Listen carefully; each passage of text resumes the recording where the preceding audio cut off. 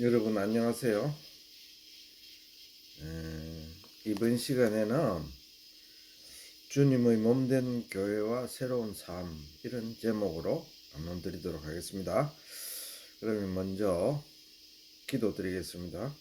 하늘에 계신 우리 아버지여, 이름이 거룩히 여김을 받으시오며 나라의 임하옵시며 뜻이 하늘에서 이룬 것 같이 땅에서도 이루어지이다.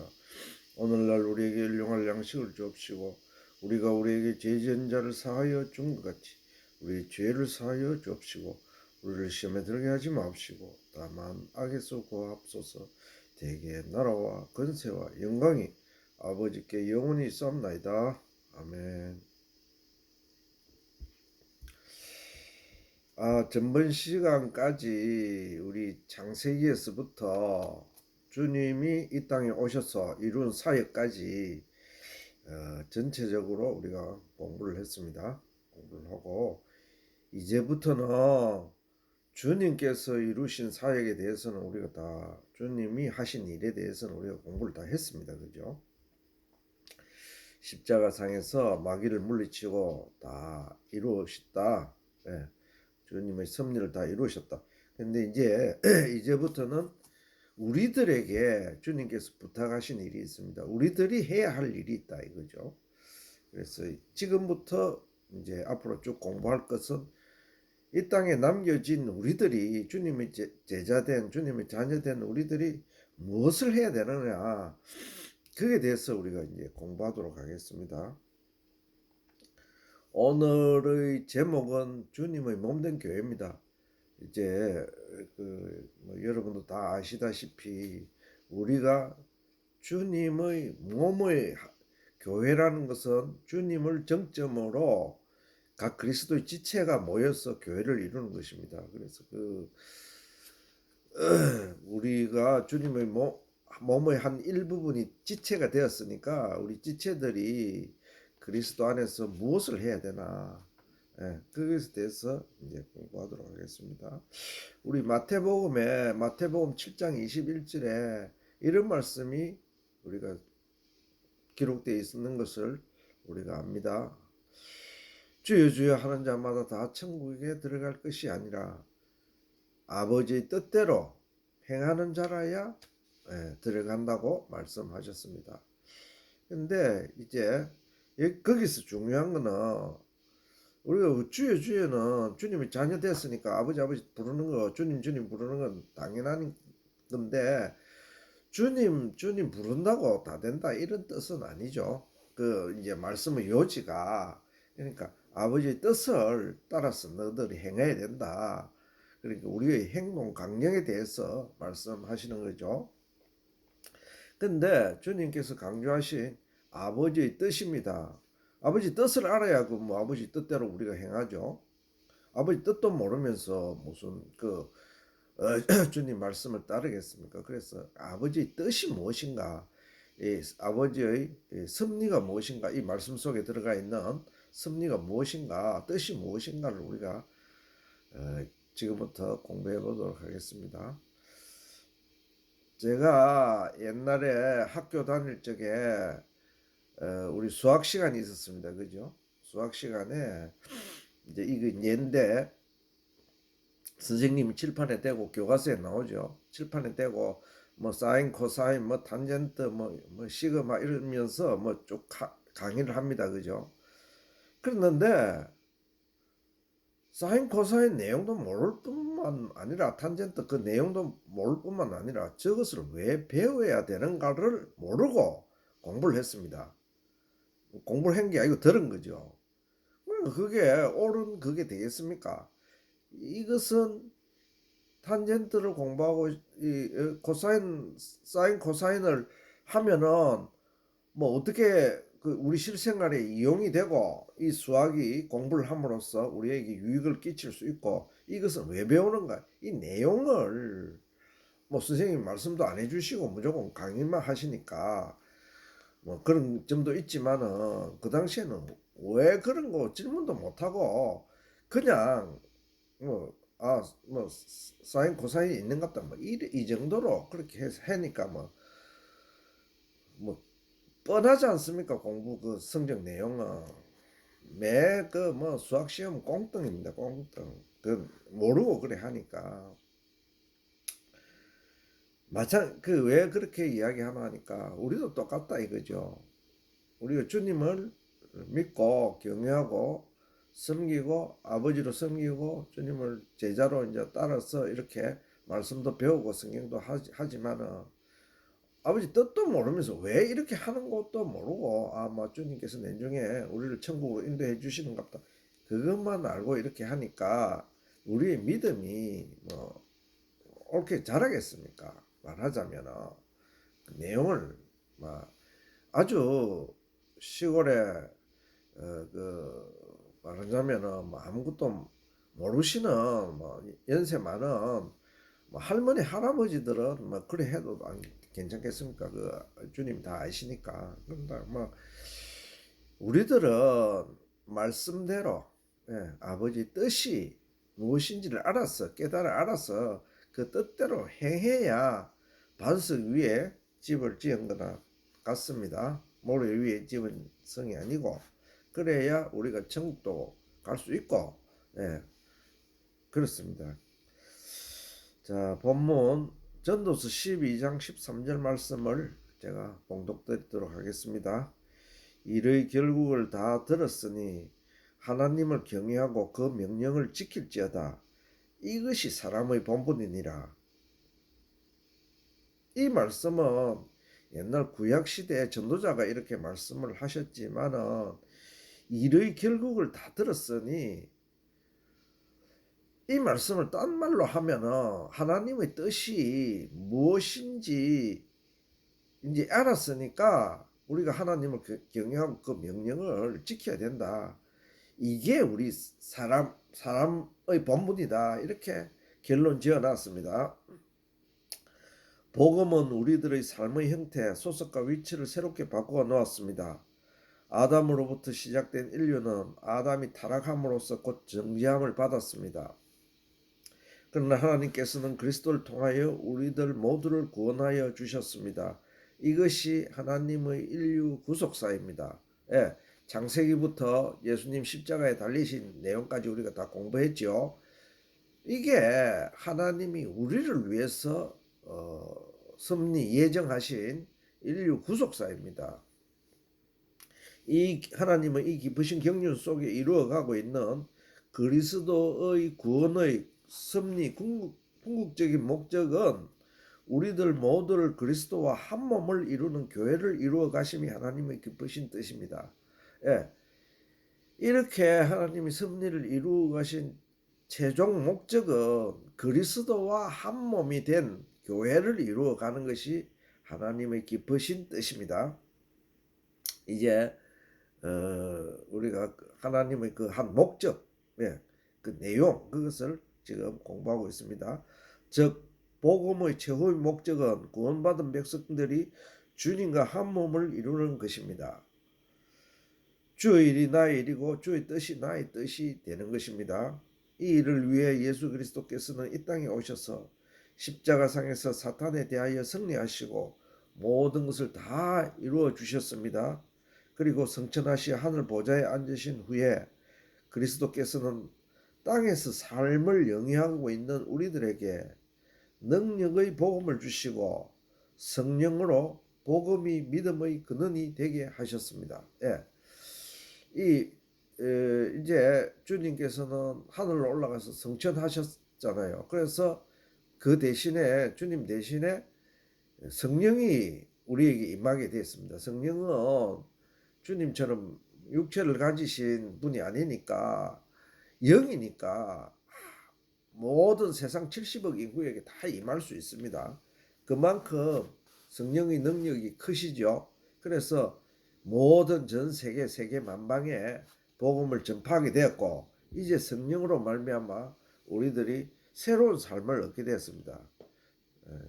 뭐냐 하니까 주님과 하나 되는 교회를 이루어가는 것입니다. 그것은 구약 시대에는 우리가 이스라엘 백성이라는 하나님께서 택하신 민족, 제사장 된 나라, 선민 나라가 하나의 공동체를 이루었습니다. 그러나 이방에 이제 복음이 전파됨으로써 주님께서 새로운 비밀을 알려주셨는데, 이것은 바울 사도께서 신약에 교회는 비밀이라고 했습니다. 비밀. 그리스도와 한 몸이 되는 비밀. 예. 이 비밀을 우리에게 알려주셔서 이제 우리들은 그리스도와 한 몸이 되는 그러한 일들을 행하고 해야 되는 것입니다. 그것이 우리에게 맡겨진 본분입니다. 하나님의 섭리 가운데 이방인인 우리가 주님의 자녀가 되고 주님의 재림을 준비하는 섭리 속에 있음을 깨달아 알았습니다. 이 복음 전파의 목적 가운데는 사탄 마귀 권세, 사망을 깨뜨리고 승리하는 것입니다. 예, 우리가 이제 앞에서 우리가 공부를 했지만은 우리가 이방인입니다. 이스라엘이 본 가지고 우리는 격가지입니다. 근데 주님께서 우리에게 격가지에게 구원의 섭리를 내려 주신 것은 어저께가 아니고 참 전번에 말씀을 드렸지만은 부활과 재림 내용 중에 재림 가운데 주님이 재림하는 조건이 몇 가지 있었죠. 그 중에 하나가 이방인의 구원의 수가 차야 됩니다. 예, 아주 중요한 말씀이죠. 그래서 이방인도 이제 주님과 하나가 된 주님의 섭리 가운데 있는 아주 중요한 멤버가 된 거죠. 주님의 자녀가 된 거죠. 예, 그러니까 이제 첫 형이 우리들이 형님이 이스라엘 민족이라 치면은 우리는 둘째, 둘째 아들들이 된 것입니다. 고린도전서 1장 2절 말씀을 제가 봉독하도록 하겠습니다. 고린도에 있는 하나님의 교회 곧 예수 그리스도 안에서 거룩하여지고 성도라 부르심을 입은 자들과 또 각처에서 우리 주 곧 저희와 우리의 주 되신 예수 그리스도의 이름을 부르는 모든 자들에게, 이제 이게 교회의 정의입니다. 그죠? 고린도전서 1장 2절에 교회란 무언가 이렇게 이제 그 내용을 우리에게 알려주시는 말씀입니다. 자, 교회가 뭐냐? 하나님의 교회는 뭐냐? 예수 그리스도 안에서 거룩하여지고 성도라 부르심을 입은 자들과 또 각처에서 우리 주 곧 저희와 우리 주 대신 예수 그리스도를 이름을 부르는 모든 자들에게, 여기 이제 고린도에 있는 교회에게 편지한 내용인데요. 교회란 고린도 교회에 속한 사람들뿐만 아니고 모든 각처에서 주님의 이름을 부르는 자들은 다 하나님의 교회가 됐다. 주님의 교회가 됐다. 이런 말씀입니다. 로마서 1장 7절 말씀을 봉독하겠습니다. 로마에 있어 하나님의 사랑하심을 입고 성도로 부르심을 입은 모든 자들에게, 성도로, 성도는 성스러운 제자들 뭐 이런 뜻이죠. 성스러운 사람들 뭐 이런 뜻입니다. 그러니까 주님의 이름을 부르는 자들은 다 성령이 덧입을 입어서 주님의 이름을, 성령이 없으면 부르지 못합니다. 우리가 예수님을 주님으로 부르지 못합니다. 나의 아버지, 나의 구세주라고 부르지를 못합니다. 우리의 입술이 딱 막혀서. 그러니까 이 사람들은 다 성도입니다. 성스러운 사람들입니다. 그죠? 그리스도의 복음은 온 천하에 급속히 퍼져 하나님께 부름을 입은 자들은 모두 그리스도의 이름을 불러 구원을 얻게 되었습니다. 예, 하나님께서 택하신 모든 백성들은 입으로 그리스도의 이름을 불러서 하나님이 택정하신 그것을 나타내게 돼서 그 사람들은 성도라 부르심을 입게 되었습니다. 하나님께서는 수많은 사람들을 자녀와 백성 되게 하시고 모두가 그리스도 안에 있게 하시는데 이것이 교회입니다. 우리가 고린도전서 1장 2절과 로마서 1장 7절 말씀을 우리가 보면은 주님의 이름을 부르는 자들이 교회다. 그렇게 말씀하고 계십니다. 문자적으로 교회를 뜻하는 헬라어 큐리아코스, 또는 에클레시아는 함께 불러내어 만나다라는 뜻을 지니고 있습니다. 예, 교회라는 것은 예, 성도들끼리 이렇게 만나는 것이 교회입니다. 그죠? 내가 내 혼자 주님을 믿고 내가 혼자 있잖아요. 요새는 가난한 교인이 많은데 그것을 교회라 이렇게 부르지는 않습니다. 주님께서 두세 사람 있는 곳에서는 즉 말하자면 문자적으로 내가 교회 가서 교회에 있는 것이 아니고 두세 사람이 만나는 그 공동체 그것을 모임체 그것을 교회라 이렇게 부르는 겁니다. 그 100명도 만날 수 있고 요새 뭐 대형교회는 수만 명이 만나죠. 이제 그 내용 알맹이 없어서 그렇지 이제 문자적으로 이야기하면 그것이 교회라는 뜻입니다. 그 모이는 사람들 공동체 이것을 교회라 이라 합니다. 고린도전서 1장 2절은 교회에 대하여 그 정의를 말씀하고 계십니다.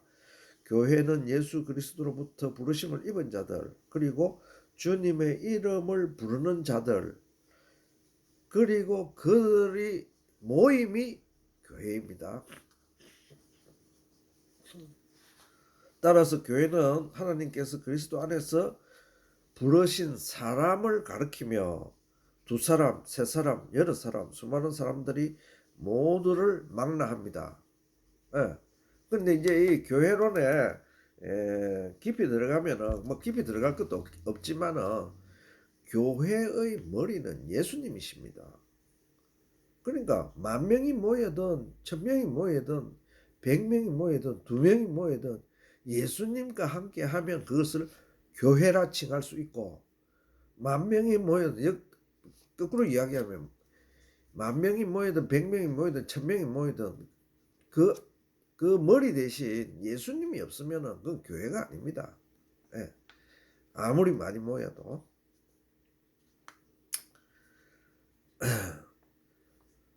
따라서 교회는 하나님께서 그리스도 안에서 부르신 사람을 가리키며 두 사람, 세 사람, 여러 사람, 수많은 사람들을 모두 망라합니다. 예, 예수님을 머리로 둔 예수님의 제자된 예수님의 자녀된 그 사람들이 모이는 것을 교회라 이랍니다. 왜 사람에게 교회라는 새 이름을 주셨는지 원래는 교회는 감추어진 비밀이었는데 그리스도께서 이 비밀을 밝히 드러내셨습니다. 우리가 지금은 뭐 예를 들어서 제가 여기 창원 대산에 살고 있지만은 대산교회, 뭐 가술교회, 또 뭐 안양교회, 파주교회, 고향교회 지명을 따라서 교회라고 부르잖아요. 그 개신교들이. 예. 그런데 원래는 그 타이틀을 그렇게 부르면은 안 되는 것입니다. 왜? 건물에 어떤 건물이 보이는 건물체가 있고 그 건물체에 사람들이 모이니까 통칭해서 우리가 그 교회라 하는데 원래 그 뜻은 그것은 거기 교회를 붙여버리면은 실제로는 거기 모이는 사람들 뭐 예를 들면 구역 예배하면 두세 사람 모이잖아요. 그러면 그 사람들이 교회인데 그거를 잘못하면 그 본질이 바뀔 수가 있다 이거죠. 예. 우리가 뭐 교회 가자 교회 가자 말이 안 되는 이야기죠. 교회 가자가 어디 교회 가자가 있습니까? 모이는 게 교회인데. 예. 그러니까 예배당, 회당, 뭐 성당 이렇게 하는 것이 맞죠. 예. 그러니까 지금은 특히 개신교회는 그 건물에다가 교회 이름을 붙여갖고 참 큰일입니다. 골로새서 1장 25절을 말씀을 제가 봉독하도록 하겠습니다. 내가 교회의 일꾼 된 것은 하나님이 너희를 위하여 내게 주신 경륜을 따라 하나님의 말씀을 이루려 함이니라. 이 비밀은 만세와 만대로부터 om으로 감추었던 것인데 이제는 그의 성도들에게 나타냈고 내가 교회의 일꾼 된 것은 즉 말하자면 성도들에게 자기가 봉사하게 된 것은 이건 바울 사도의 이야기입니다. 하나님이 너희를 위하여 내게 주신 경륜을 따라 하나님의 말씀을 이루려 함이라. 하나님의 섭리 속에서 하나님 미리 예정 섭리하신 그 내용 속에서 내가 사도가 되었고 너희를 가르치는 사람이 되었다. 그 된 것은 하나님의 말씀을 이루려 하는 것이다. 아까 우리가 마태복음 7장 21절 본문 말씀 읽었죠. 아버지 뜻을 가르치려고 아버지 뜻을 이루려고 하는 내용입니다. 이제 우리가 아버지 뜻이 진정한 뜻이 무엇인지를 이제 공부하는 과정에 있습니다. 우리가 창세기부터 예수님 십자가 상에 돌아가신 일까지 그 다 공부하는 것은 아버지 뜻을 알아서 아버지 뜻대로 행해서 주님을 기쁘시게 하고 우리가 또 큰 상급을 받기 위해서 열매 없는 삶은 상급을 못 받습니다. 문제는 천국에 가면 상급을 못 받습니다. 우리가 부활 때 하나님 상급을 주시는데 열매 없는 삶은 상급이 없어요.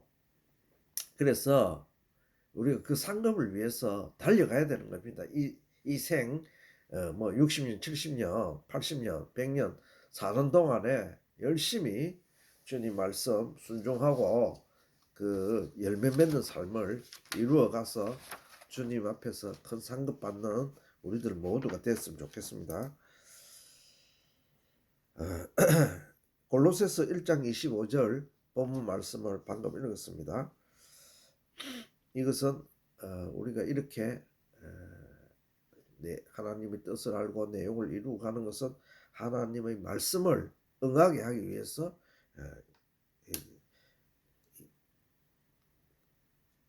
이렇게 공부하고 있는 것입니다. 이 비밀은 만세와 만대로부터 오므로 감추었던 것인데 이제는 그의 성도들에게 나타났고 그리스도와 우리들이 한 몸을 이루는 이 교회의 비밀은 옛날에는 감춰졌던 비밀이었습니다. 그러나 이제 마지막 때가 돼서 주님이 오시면 그때가 마지막 때입니다. 주님이 초림 때가 마지막 때입니다. 초림 때부터 지금 때가 마지막 때입니다. 그래서 이 마지막 때에 나타난 이 비밀이 밝혀지면 바울 사도를 통하여 이제 밝혀졌죠. 이거는 성경학자들 또 일반 학자들이 바울 사도의 말씀을 그 바울 개인의 이야기라고 말하는 신학자들이 참 많습니다. 그래서 말하자면 좀 폄훼하려고 하는 내용입니다. 그러나 우리가 갈라디아서를 읽어보면은 이거는 주님께서 직접 받은 계시의 말씀을 주님의 말씀을 기록한 내용이기 때문에 바울 사도 개인의 이야기라고 성경을 읽으면 큰 코 다칩니다. 큰 코 다치고 이단으로 빠질 수 있습니다. 바울 사도 개인이 이야기한 것이 아니고 요한 사도 개인이 이야기한 것이 아니고 베드로 사도 개인이 이야기한 것이 아니고 그 기록된 말씀은 모두가 주님의 말씀이자 하나님의 말씀입니다. 그 말씀을 우리는 순종하고 따라야 되겠죠. 문자적 또는 보이는 교회의 이면에 숨겨진 하나님의 뜻은 각각 개인들 하나하나의 구성원이 수많은 사람들로 모여 그리스도와 함께 하나의 인격체인 교회를 이루는 것이고, 왜 인격체라 말할 수 있는가 하면 이건 영적인 이야기입니다. 주님이 교회의 머리입니다. 머리. 우리는 지체입니다. 그러니까 그 인격체죠. 그렇게 영적으로 해석해야 된다 이 말입니다.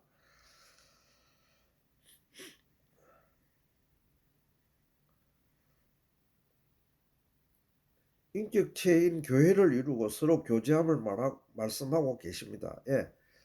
우리가 사회적으로 그죠, 많은 사람들하고 교제하잖아요. 직장에 가면은. 그것도 중요한 일입니다. 그러나 우리가 교회로 모인 사람들, 구성은 한 사람 한 사람이 서로 사랑하고 긍휼을 베풀고 자비를 베풀고 이러한 것이 더 중요합니다. 그거는 자기 가정을 내팽개치고 뭐 밖에 일 열심히 하면 뭐 합니까? 예. 말하자면은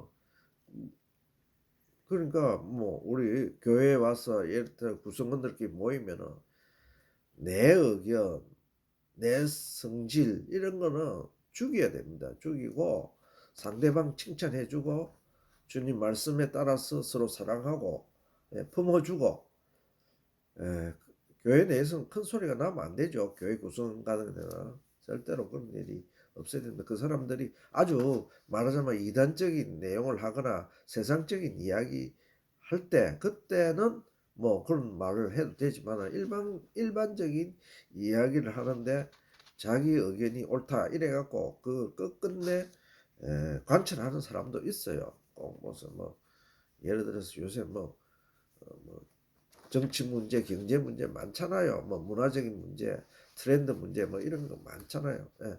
그래갖고 자기 고집 그거 자기 주장이 그거 누가 옳다고 그 이야기합니까? 하나님 외에는 아무도 판단할 수 없습니다. 주님 외에는.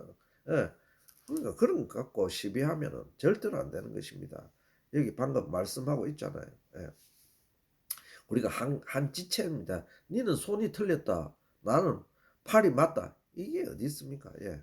서로 양보하고 서로 사랑하고 그렇게 교회 구성원들은 그렇게 해야 되는 것입니다. 이 놀라운 일은 주님께서 십자가에 달리시기 직전에 아버지께 기도하신 기도문 가운데 극명하게 나타나고 있습니다. 요한복음 17장 21절에서 22절 말씀을 제가 봉독드리도록 하겠습니다. 아버지께서 내 안에 내가 아버지 안에 있는 것 같이 저희도 다 하나가 되어 우리 안에 있게 하사 세상으로 아버지께서 나를 보내신 것을 믿게 하옵소서. 내게 주신 영광을 내가 저희에게 주었사오니 이는 우리가 하나 된 것 같이 저희도 하나가 되게 하려 함이니이다. 예. 자, 교회 구성원들끼리 다투고 싸우면 안 되는 이유가 여기 있습니다. 그죠? 주님과 아버지 하나님 보내신 아버지 하나님과 아들과 아버지가 하나가 딱 됐습니다. 그죠? 그 같이 우리 주님 안에 주님의 자녀된 우리들이 한 아버지 한 주님을 믿잖아요. 그와 같이 아버지와 주님의 본을 따라서 우리도 똑같이 그렇게 하나가 돼서 행동해야 된다 이 말입니다. 하나가 돼서 행동하려면 개인 구성은 각각이 각 지체들이 자기를 숙여야 됩니다. 자, 꼭 어디 가면 자기 잘났다고 내세운 사람들이 꼭 있습니다. 예. 자기 뭐 말씀 많이 하니 돈 많이 있니 어디 가서 뭐 골프 치느니 교회에서도 골프 치는 이야기 하는 사람들 참 많아요. 예. 뭐 하려고 그 이야기 하는 거 정말 모르겠어요. 예.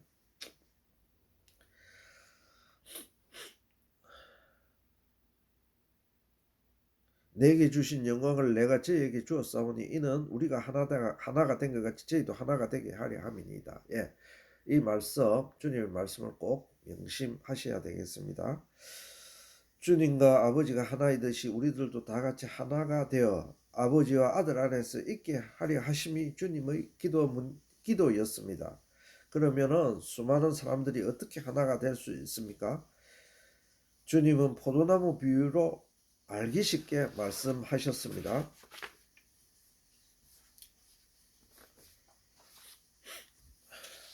몸은 하나인 고린도전서 12장 12절 말씀을 제가 본문 말씀을 낭독하도록 하겠습니다.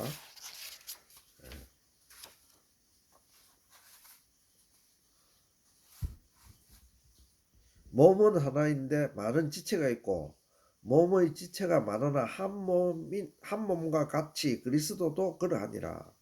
예, 몸은 하나인데 지금 우리가 내 몸을 보고 있잖아요. 내 몸 안에는 머리도 있고 코도 있고 눈도 있고 귀도 있고 뭐 오만 개 다 있죠.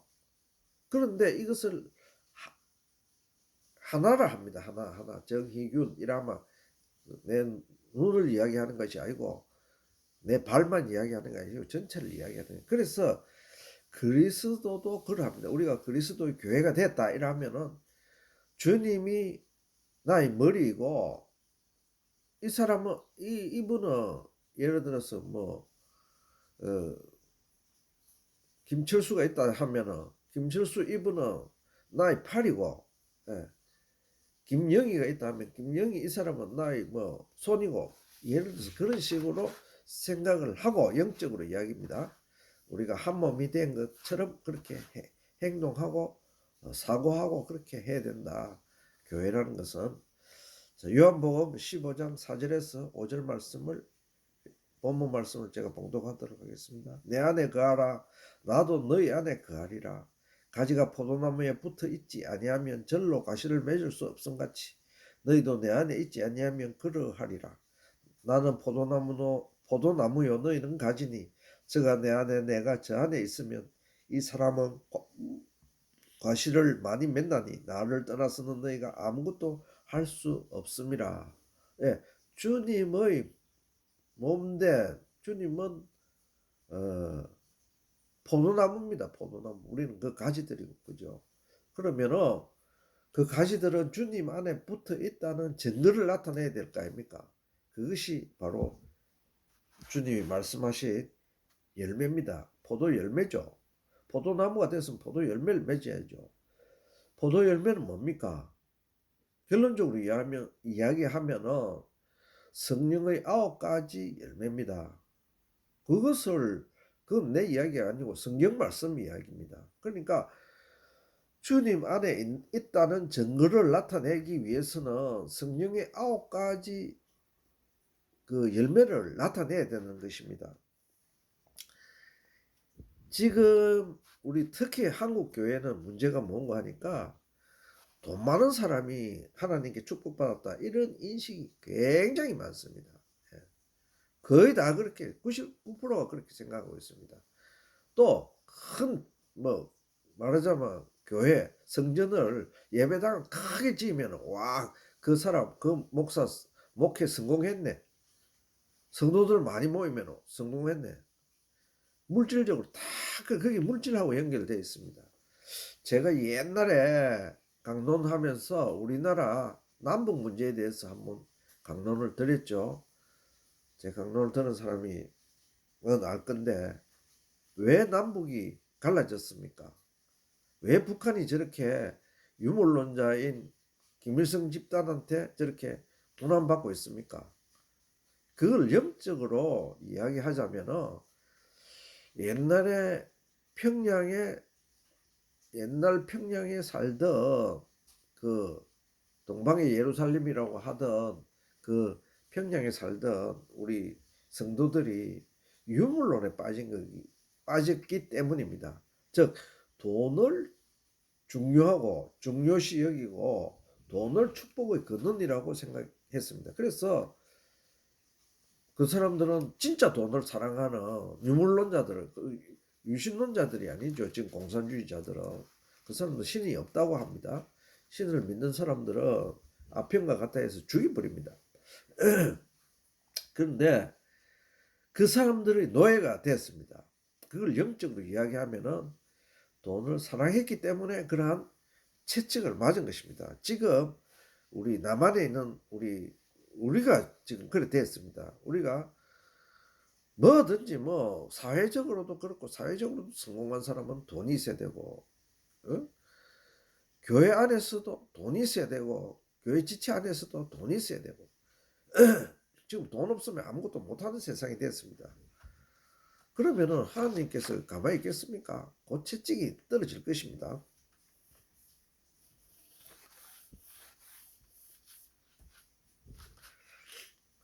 이게 말세 교회의 한 현상입니다. 그죠? 그래서 뒤에 이제 우리가 계시록 공부도 하고 말세론에 대해서 이야기할 적에 우리가 대처하는 방법이 있어야 됩니다. 그죠?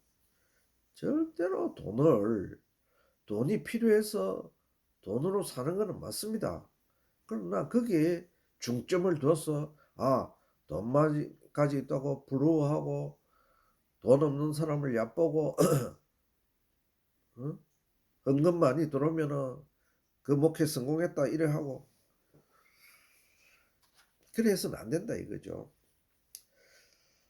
교회란 한마디로 그리스도 안에서 모든 사람이 한 몸을 이루는 것입니다. 포도나무로 상징되는 주님께 우리 모두는 가지입니다. 가지가 모여서 포도나무를 이루는 것입니다. 방금 고린도전서 12장 12절 본문 말씀 또 봉독했죠. 그래서 이것이 우리가 구성원들 자체가 수억 명이 될 수도 있습니다. 예수님을 믿는 자녀들이. 그래서 이 수억 명이 뭐냐? 지구촌 교회입니다. 지구촌 교회. 지구 교회. 예. 말하자면은 그리스도를 가장 머리로 두고 우리는 수억 명이 각 세포가 돼서 한 인격체를 이루는 그리스도의 한 몸을 이루는 교회, 그것을 교회라 이랍니다. 예를 들어서 김갑동이라면은 김갑동 머리가 있죠. 그 머리는 예수님이십니다. 그리고 손과 발은 각 지체들입니다. 그래서 그것을 김갑동을 교회라 이렇게 부르는 것입니다. 전체를. 예. 그 안에는 각 구성원 세포들이 수억만 개가 모여 있겠죠. 요한복음 11장 52절 본문 말씀을 제가 봉독하도록 하겠습니다. 예수께서 그 민족을 위하시고 또 그 민족만 위할 뿐 아니라 흩어진 하나님의 자녀를 모아 하나가 되게 하기 위하여 죽으실 것을 미리 말함이러라.